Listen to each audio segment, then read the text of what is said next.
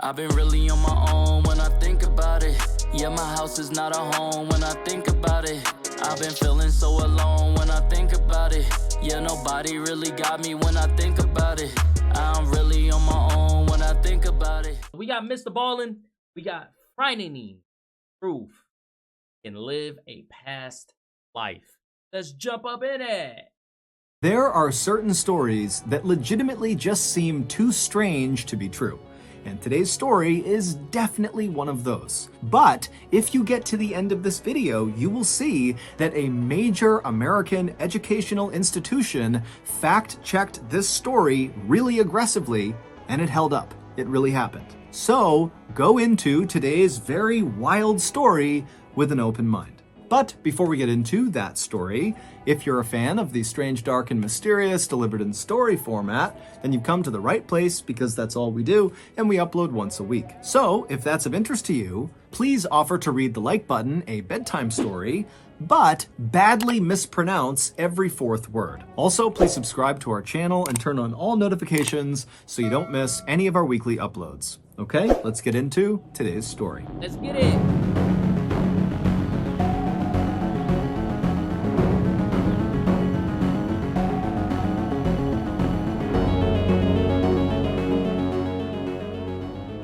At the end of December in 1984, in a little village in northern India, a young woman named Sumitra had her first child with her husband. And right away, Sumitra fell in love with her little baby boy. She had always wanted a baby, and now that she had one, she carried him with her everywhere, strapped to her chest. And any time she had a free hand from cooking or housework, she would use it to pat his head or tickle his feet. Life was not easy for anyone in Sumitra's village, which was located just south of the Himalayan mountains along the Ganges River. Sumitra's village was very poor. People lived in mud huts with thatched roofs, they had no electricity, and basically no one had any formal education. As for Sumitra, her life was especially challenging even relative to her peers, because when she was very young, her mother died, and then her father had to go away all the time for work, and so she was left alone a lot and basically was raised by a cousin. And now, even though she was married, her husband also had to travel quite a bit for work. And so Sumitra, she lived with her husband's parents in their hut, but the reality is she wasn't nearly as close with them as she was with her own family, and her own family was nowhere nearby. And so Sumitra's life was really quite lonely, even as an adult. And so when Sumitra had her baby, it was like for the first time in her life, she didn't feel alone, and she was excited about her life. She was happy that something was finally going the way she wanted it to. But then, one day in early 1985, everything changed. That day, Sumitra, with her son attached to her chest, was walking into town to get water from the well. And as she was walking along the dirt path, she suddenly came to a stop, very rigid, and she dropped her bucket on the ground. A couple of other villagers who were nearby heard the bucket fall. They turned and looked at Sumitra, who was standing there totally rigid. And so one of these villagers, who was very concerned, walked over to Sumitra and asked her what was going on. But Sumitra, she didn't say anything. She just stood there frozen. And this concerned villager looked down at Sumitra's hands, and her fingers were bending back so hard it almost looked like they might break going in the other direction. And then this villager, before asking any more questions, looked up at Sumitra's face, and her eyes had rolled back into the back of her. See, that's a note for me, dog. See, I mean, there's a lot of good people out there, you know. Shout out to the Good Samaritan. You know, if I'm looking at this and I'm seeing this, me personally, I'm going the other direction, bro. I don't know what you got going on, who you pissed off, what deals with the devil you got, but for your hands to be bending backwards and your eyes to be rolling in the back of your head tells me I should not be in that situation and I need to mind my business. So I'm going to mind my business. That's just me, though. Skull, and she had begun grinding her teeth so hard that it was making this loud cracking sound with every movement of her jaw side to side. And so this villager was totally terrified and backed up for a second, and right as they did, Sumitra's baby, who was still strapped to Sumitra's chest, began hysterically crying. And so the combination of Sumitra's baby crying and these other couple of villagers who were staring at Sumitra, who's standing there in this very grotesque pose, attracted the eyes of other nearby villagers villagers, and soon there was a crowd of people just standing there looking at Sumitra, not sure what to do. And then, just as suddenly as Sumitra had fallen into this trance, it stopped, and Sumitra, she kind of shook her head, she fluttered her eyes, and she looked around, and then suddenly became aware that her son is hysterically crying, and also there's this crowd of people all around her. She has no idea why, and so feeling really embarrassed, but again, not knowing what's going on, Sumitra quickly picked up her water bucket, she held her son, and hustled out of the crowd of people. Oh, hell no. See, look, man, I'm a person, I'm always gonna tell my opinions in whatever situation. If I stayed there to watch that, and then this person just snapped out of it and then just like started walking away, I would have been like, bro, we not gonna talk about what just happened. Like, you just out of here, bro. Like, tell me something. Like, nah, bro, whatever you got going on ain't for me. Like, now I'm seeing it, and now you ain't gonna bring it up. We ain't gonna just talk about this. Like, nah, we ain't gonna put it in the air and just let it float there and disappear. No, we gonna talk about this. What? Nah, that's crazy. And made her way into town where she would get water. When Sumitra came back from the well and was back near her hut, she didn't tell anyone about what had happened on the way to the well. Frankly, she couldn't really remember what happened. And so Sumitra told herself that whatever happened on the trail to the well, that trance she fell into, it had to be a one-time thing, likely brought on by stress and sleeplessness from having a new baby. But a few weeks later, it happened again, and this time the trance lasted quite a bit longer. Sumitra's father-in-law had walked into their kitchen and found Sumitra standing there totally rigid with her hands kind of bending backwards and her eyes rolled back in her skull, and he would tell her later on that he had shaken her and tried to wake her up, but he couldn't for almost 10 minutes, and then when she had snapped out of it, she had no memory and had no idea what happened. By May of 1985, so roughly 5 months after her first trance, Sumitra was falling into these bizarre spells nearly every day, and they were lasting hours at a time. And even more bizarre, lately, during Sumitra's trances, she would begin to speak, and the things she said were totally strange. Typically, she would bark out cries for help. She would say her head was being crushed and someone needed to help her. And then suddenly her voice would drop down to a whisper, and she would say, "All I can see is darkness." Oh, Sumitra's hell no. family would contact the local medicine man who would come out and examine Sumitra, but he couldn't figure out. Forget medicine, bro. Get that medicine, bro. You know what I'm doing in that situation? That's my family member. I'm hitting you with a shovel. Like, we gonna stop all of that. We is gonna stop all of that. I'm hitting you. Like you're getting punched on, bro. Like, you, what?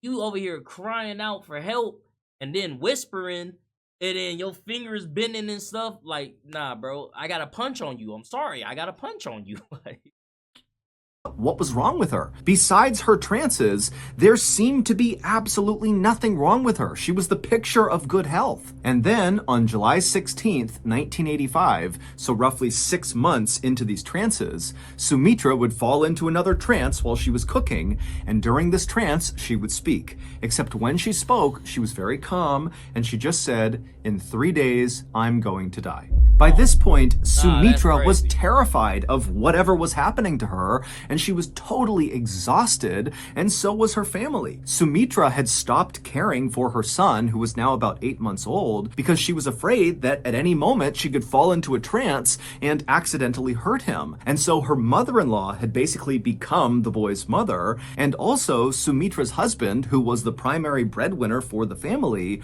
was forced to stop traveling for work and just stay home and help out with Sumitra and his son. Finally, on July 19th, 1985, so this was the day that in her trance, Sumitra had predicted she would die, on that day, Sumitra woke up and made a very conscious effort not to do anything that could potentially harm her. She didn't cook because she didn't want to be near flames. She didn't walk near anything with any sort of ledge she could fall off. She didn't even walk downstairs for the same reason. She also kept a very safe distance from her son in order to make sure he was safe. And by late afternoon that day, Sumitra was just fine and there was no sign that anything bad was going to happen to her, and so she and her family began to relax. As Sumitra's mother-in-law began making dinner, Sumitra decided to go outside and get some fresh air. And when she got out there, she saw one of her close friends across the road, and so she waved to her. And as her friend cheerfully began walking closer to Sumitra to say hello, Sumitra suddenly froze, her eyes went back in her skull, her hands became rigid, and she fell into one of her trances. And so this friend, like everyone else in the village, had become quite accustomed to seeing Sumitra in these trances. And so really, the friend was not that concerned when she saw Sumitra doing this. But then Sumitra began doing something in her trance that this friend had never seen before. Sumitra, who normally had her hands by her side during these trances, she began raising her hands up till they reached her forehead, and then wildly Sumitra began clawing at something right above her head, and as she did, her breathing became very loud and labored. And so this friend, feeling suddenly so concerned for Sumitra, rushed over, but when she got right next to Sumitra, there was nothing she could do. Sumitra was just clawing at the sky, breathing really heavily, and then suddenly Sumitra stopped and she put her hands down by her side and she went back to this rigid pose, and then out of Sumitra's mouth came this horrible, low, rattling moan sound. It was just a constant sound that came out of her, and it got deeper and deeper and deeper until Sumitra's voice kind of cracked. And then suddenly Sumitra went totally still. And when this happened, Sumitra's friend, who was right next to her, realized Sumitra, even though she was standing upright, she was not breathing at all. It was like she was a statue. And so this friend began screaming for help. And so Sumitra's in-laws and her husband and other villagers who heard this cry, they came running outside and they quickly circled around Sumitra. And then a few minutes later, the medicine man arrived. He broke through the circle, went right up to Sumitra and began checking her out. He checked her pulse, he checked her heartbeat, he kind of looked inside of her mouth, he looked in her eyes, and then after a minute, he stepped back and he just said, "She's dead." Sumitra's husband fell to his knees, and Sumitra's mother-in-law, who was carrying Sumitra's son, began crying. All the while, Sumitra's body still remained totally upright and rigid in the middle of all these people, with her hands tight by her side and her eyes rolled back, and her face frozen in what looked like a silent scream. Eventually, the medicine man and Sumitra's father-in-law stepped forward and lowered Sumitra's frozen, rigid body onto the ground on her back, and they closed her eyes. That's so crazy, bro. She got possessed and then died standing up. Like, that's like, I'm getting chills from this. Like that is just horrifying. That is so nasty. First of all, so crazy. That's like someone passing away and then they just standing there looking at you like, bro, what? Oh, that's a terrifying sight, bro. Eyes. There was no hospital to take Sumitra's body to or official to call about her death. And in this village at this time, it was very important for both religious and public health reasons to take care of the body very quickly. And what that looked like was the villagers would work together to perform the Hindu death rituals, and then afterwards they would cremate the body, which is a process of burning the body until all you have left is the ashes. And so as Sumitra's body lay still rigid on her back right near her home, her family and the villagers began making preparations for her funeral.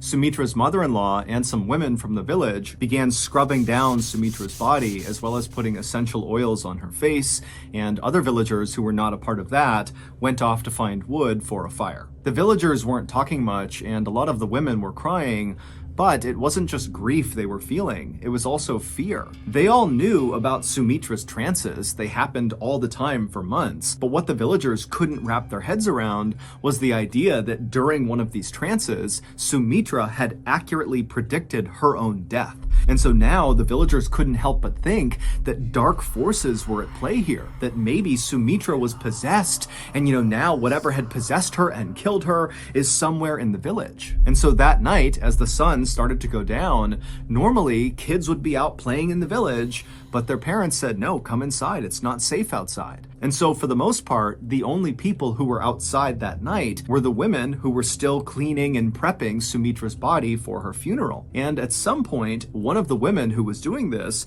was brushing out Sumitra's hair. And as she did that, she suddenly stopped and she backed up and screamed and pointed at Sumitra. And then the other women all around Sumitra's body, they looked over at what this person was pointing at, and they too saw it and screamed, and everyone began scrambling to try to get away from Sumitra as fast as possible. What all these terrified women were seeing was that Sumitra, her eyes were closed, but her eyes were darting left and right, so her eyelids were kind of fluttering. And then suddenly Sumitra's chest filled with air, and then she breathed out a long, loud exhale, and then she opened her eyes and she sat bolt upright and began looking around. And the other women who are terrified, they're looking at her. You just say, you see something like that, I'm shitting myself. I'm like, what? I would just pass away. I couldn't. No. Even just hearing him explain it is making me like uncomfortable. Like, that's not. Wow, that's terrifying. Like, that's some action stuff right there.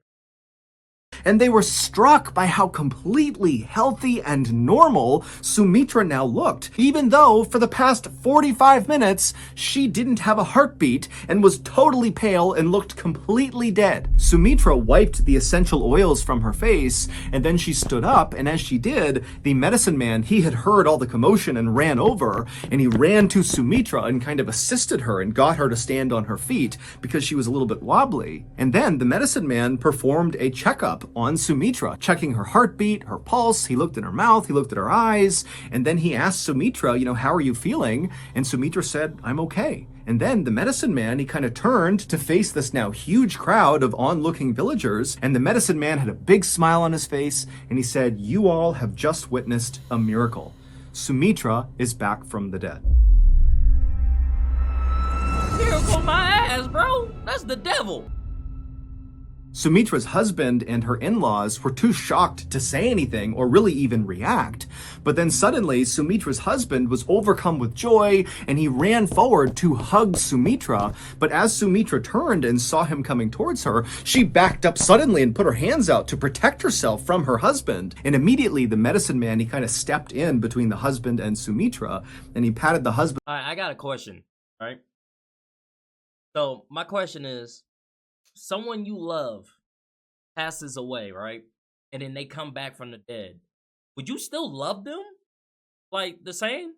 Like, knowing that they died, like, physically died, like, y'all was gonna cremate that person, then they, like, back up, like, just breathing and whatnot, right? Second thing is, she probably doesn't remember her husband if she's acting that way. I mean, I guess trauma, whatever she saw or whatever she went through, I guess that can change like the way you look at people in a certain way.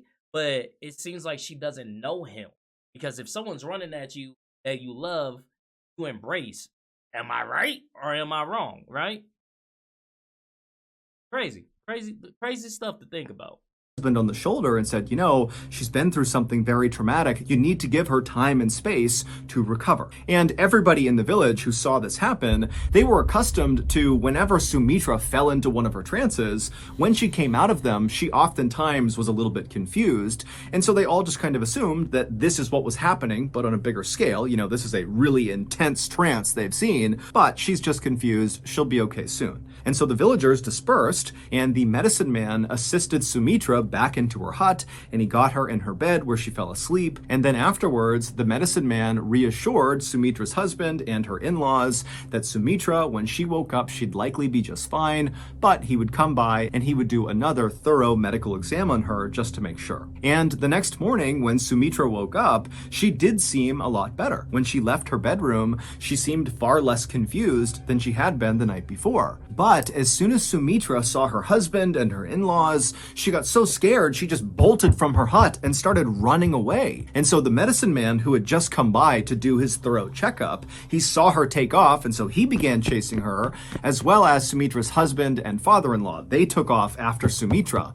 And finally, when Sumitra's husband caught up to Sumitra, he grabbed her by the arm to stop her, and Sumitra ripped her arm away from him, and she said, "How dare you touch another man's wife?" And as the husband kind of ushered Sumitra back towards their house, she continued to say, "You're not my family, this is not my home." And then finally, Sumitra's husband and the medicine man had to literally drag Sumitra to get her to go back inside the hut. And as they dragged her inside, she kept screaming that her name was Shiva Dwivedi and her in-laws had killed her. Over the next couple of days, the medicine man and Sumitra's family tried everything they could to try to snap her out of what seemed like a really long trance, but nothing they did worked. It seemed like Sumitra had just kind of lost her mind. Sumitra began refusing to touch her beloved son, and instead would demand that someone bring her Rinku and Tinku, but when no one knew who or what she was talking about, Sumitra would just get furious. Sumitra had never gone to school, and so did not know how to write,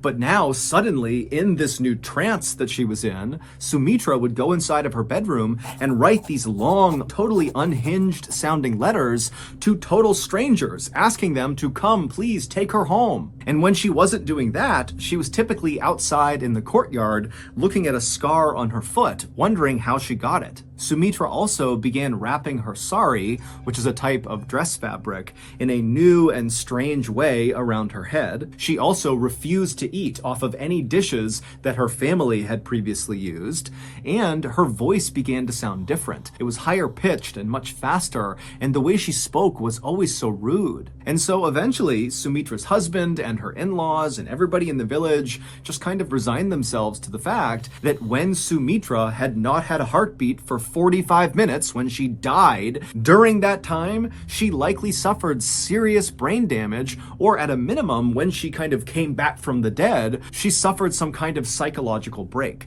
And so that was why she was acting the way she was. And soon, people just stopped trying to break Sumitra out of this trance she was in, and instead, they all focused on just trying to keep her from running away or hurting herself. And then one day, on October 20th, 1985, so 3 months after Sumitra had died for 45 minutes, Sumitra's family heard a knock on their front door. When Sumitra's husband went to the door and opened it up, he saw there was this older gentleman standing there wearing a suit and nice shoes, standing several feet back from the door, as if he was kind of shy but felt compelled to knock on the door. Now, right off the bat, this man looked totally out of place to Sumitra's husband.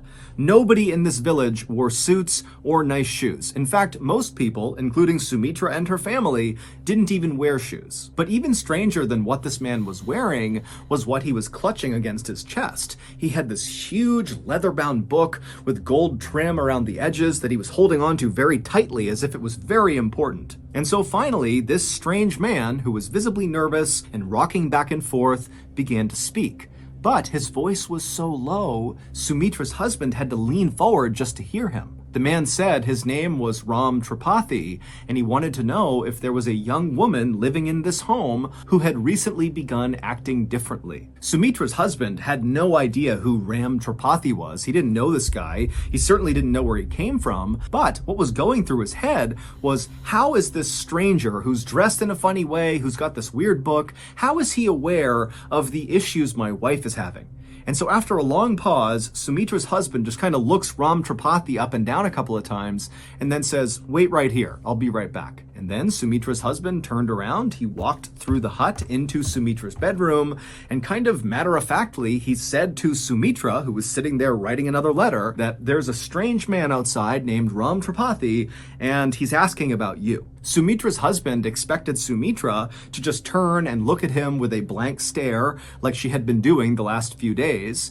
But this time she turned and looked up at him with a huge smile on her face, and then she leapt up and ran to the front door and leapt into the arms of Ram Tripathi. And Ram Tripathi, he was kind of taken aback, still holding his book, not really reacting to what Sumitra was doing. And at some point, Sumitra leans in and whispers something into Ram Tripathi's ear, and Ram Tripathi, he reacted to it very negatively. He kind of looked up at her and looked over at Sumitra's husband like something was wrong, but Sumitra's husband couldn't tell what Sumitra had said, and so the whole situation made no sense to Sumitra's husband, and apparently it also made no sense to Ram Tripathi. And so pretty quickly, Ram Tripathi kind of pushed Sumitra off of him and took a few steps back and looked at Sumitra and said, "What's your name?"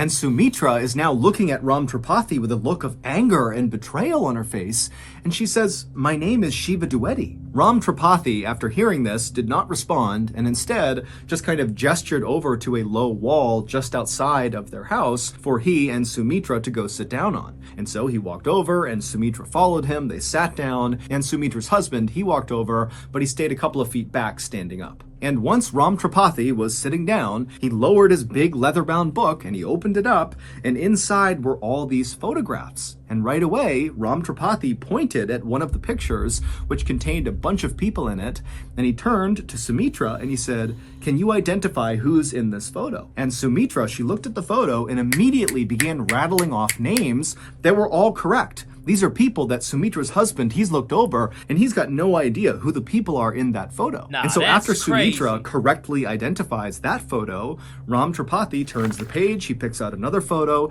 and he says, "Can you identify who's in this photo?" And again, Sumitra, one by one, would name correctly all the people in the photo. And then finally, Ram Tripathi took a sigh, and he flipped the page one more time, and he pointed to one particular picture which contained one person. And he looked at Sumitra and he said, "Do you know who this is?" And Sumitra, she would look over at the photo, and instead of immediately saying the name, she paused, and she kind of began to breathe heavy, and she seemed kind of angry, and then she looked at Ram Tripathi, and she said, "I know who that is. That's my sister-in-law, and she killed me by hitting me over the head with a brick." And at this, Ram Tripathi dropped his book on the ground, and he turned and embraced Sumitra as hard and as intensely as she had when she had run out and leapt into his arms. And he and Sumitra, they hugged and cried for a long time. And then finally, when they separated, Ram Tripathi turned to Sumitra's husband, who's still just standing there totally bewildered, and he tells him, "Let's go inside and I'll explain everything." Once Ram Tripathi was inside with Sumitra and her family, he told them an unbelievable story about a woman named Shiva Dwivedi. Shiva Dwivedi was, of course, the name that Sumitra for months had been saying was her own. But over those few months, her family had just assumed that that name meant nothing and that what she was saying was nonsense because of her brain injury. But Ram Tripathi would tell them that Shiva Dwivedi was the name of a young woman who lived in a city none of them had ever heard before, located about 60 miles away from their village. He would tell them that Shiva was a very wealthy woman who was college educated, and she had 2 young sons. And it would turn out that Shiva's youngest child was born almost on the same day that Sumitra's child was born,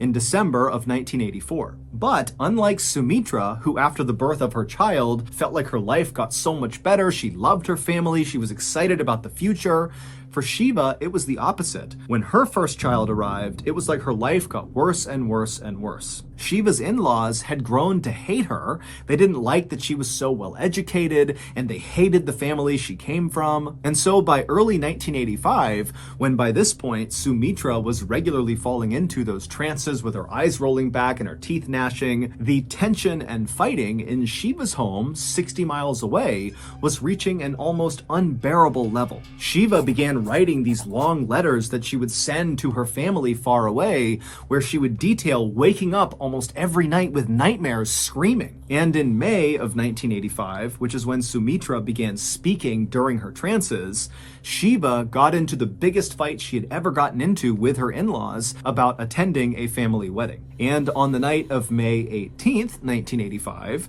Shiva's neighbors in her city saw Shiva's in-laws literally carrying Shiva's body, which appeared to be unconscious, as they walked along the railroad tracks. When these neighbors ran up and asked if everything was okay with Shiva, Shiva's in-laws just said, "Oh, she's sick and we're taking her to the hospital." Now, it was nighttime, there were no lights around, and so it was really dark, and these neighbors couldn't get a good look at Shiva to see, what was going on with her. And so even though they thought this was very strange, they decided not to say anything. The next morning, Shiva's dead body was found lying on the train tracks right near the train station. Wow. And so someone raised the alarm, and before long, Shiva's uncle and sister ran to the train station, and when they got there and saw Shiva on the tracks, they also saw Shiva's in-laws were already there. And when they spoke to Shiva's in-laws, they told the uncle and the sister that it looks like Shiva must have jumped in front of a train to commit suicide. But the uncle and sister are looking down at Shiva's body, and there appeared to be really no markings, bruises, cuts of any kind on her body that you would expect from getting hit by a train, except Shiva did have a very big mark on her head. Later on, the uncle and sister would say it looked like something had bashed Shiva's head in. Shiva's in-laws would immediately cremate Shiva's body before Shiva's actual family could stop them, and the police in this area were not good at investigating crime. So when Shiva's in-laws went to them and said, yep, she jumped in front of a train, she committed suicide, but we don't have a body because we already cremated her, the police just accepted it. Shiva's father was convinced that Shiva had been murdered, but he didn't have a way to prove it. Until Sumitra appeared to die on July 19th, 1985, and then came back to life, claiming to be Shiva. Shiva's father had heard a rumor. Bro, you know what this reminds me of? Y'all ever heard that story of like the little boy that he died or something, he drowned, and then he was reborn to this whole new family, and he was ahead of his time. He was reading and writing before kids can read and write type stuff, right? And then he told his mom and dad that he died from some far country, and he kept telling them that for 5 years. And then finally they're like, well, take us to your country. And so he took them to his country and then was this is where I died at. It reminds me of that story, bro. That's so crazy how that can happen. That's mind-blowing, bro, that they're connected like that. I wonder why. Rumor about some girl in a village 60 miles away claiming to be his dead daughter. Now, at first, Shiva's father did not believe this, but eventually he decided he would go to the village and test this girl to see if maybe it was true. And so, on October 20th, 1985, Shiva's father put on his best suit and his nicest shoes, he brought his leather-bound photo book, and he headed to Sumitra's village and knocked on her hut. Ram Tripathi was Shiva's dad. When Sumitra at first ran outside and leapt onto Ram Tripathi and hugged him, and then whispered something into his ear that Sumitra's husband saw happening but couldn't hear what she said, and then Ram Tripathi, when he heard what she whispered, he kind of recoiled and acted angry for a second. What Sumitra was saying was, Papa. In the moment, Ram Tripathi, who was not convinced Sumitra was his daughter, felt like this is a horrible, elaborate hoax and it needs to stop. But then Sumitra correctly identified 15 people in his leather-bound photo album, including the sister-in-law who she said killed her. And even more convincing than that was that Sumitra knew how Shiva had been killed, by getting smashed over the head with a brick. This was a question that Ram Tripathi had never heard the answer to before. And at that point, Ram Tripathi believed that this must be his daughter's reincarnated spirit inside of Sumitra. And so that was when he dropped the book and gave her a big hug. This story is considered to be one of the most credible reincarnation stories ever recorded. Scientists from the University of Virginia in America actually went to India to study Sumitra and interview everybody involved. And they concluded that this was not a hoax. They said that Sumitra had most likely either been possessed by or reincarnated as Shiva Duety. The change in Sumitra's voice that her family noticed was the same accent that Shiva had. It was very urban and educated. The strange new way that Sumitra wrapped her sari on her head was the same way that Shiva did. Sumitra was rude to her family and refused to eat off the same dishes as them because she believed she was actually a very wealthy woman who was for some reason being forced to live in this poor person's hut. And when Sumitra asked for Tinku and Rinku, those were nicknames that Shiva had given her two sons. And all those seemingly unhinged letters that Sumitra had written and fired off to random strangers were in fact sent to various members of Shiva's family. After Shiva's father, Ram Tripathi, brought Sumitra's story to the police would actually investigate this case, and they would charge some members of Shiva's family. But ultimately, Sumitra's testimony was deemed unacceptable for court, and so the case was never officially solved. As for Shiva's in-laws, they have always denied killing her. Sumitra lived the entire rest of her life as Shiba, and Shiba's real parents accepted her as their daughter. Sumitra also came to accept her son and raised her son with her husband in their little village until she died in 1998. That's wild, bro. So that's gonna do it. If you got Bro, I hear stories about reincarnation all the time, and I'm a firm believer in that. I believe in reincarnation. That's just my mom always used to tell me, like, you know how you walk past somebody, and sometimes you're like, I know this person, like I can't put my hand on it, but I know this person, or you meet somebody that you just connect with so well, you're just like, have I spoke to you before? My mom always used to tell me those people are from your past life, you know? And I just hold that truly to my heart. Like, I believe in that type of stuff, incarnation. That is an intense story, bro. That's so wild to hear. Like, wow, that gave me chills, y'all.